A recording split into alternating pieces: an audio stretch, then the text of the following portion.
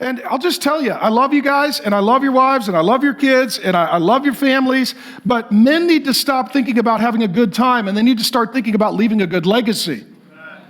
When Adam blew it, he probably wasn't thinking that thousands of years later, we'd all be dealing with his decision. Hundreds, thousands of years from now, there will be people with your last name, men, who are living under the decisions you've made. They are living where you moved. They are marrying people that you allowed them to marry. They are worshiping the God that you taught them to worship. They are building the relationships that you have encouraged them to build. They are architecting the families that you have modeled for them to architect. And a lot of guys are like, I just don't do responsibility. Well, then you do the demonic. Those are your choices. You do responsibility or you do the demonic.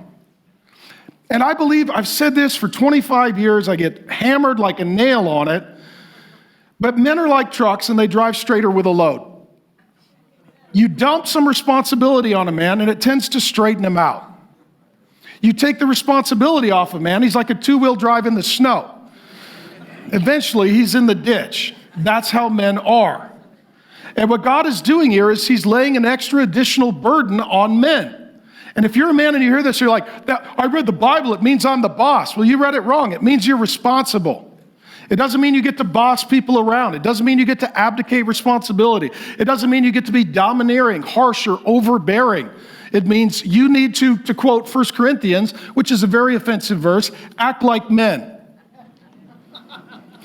And this is just going to be a rant for about an hour, okay? This is what we're going to do. This means two things. Number one, there are men.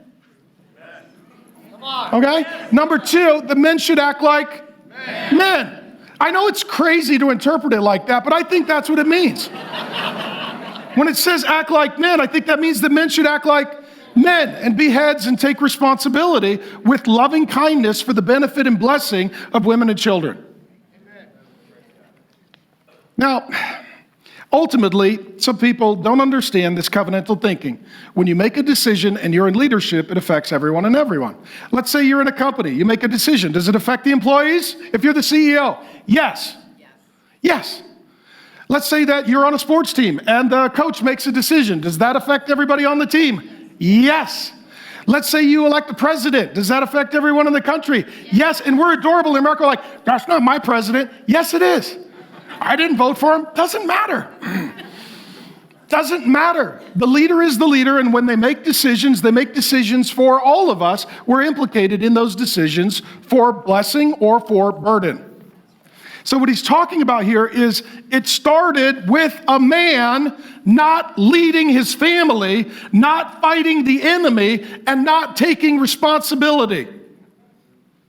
Some of you guys, you need to know, saying nothing is the problem. Doing nothing is the problem. And the reason I'm so passionate about this, I love the women and the children.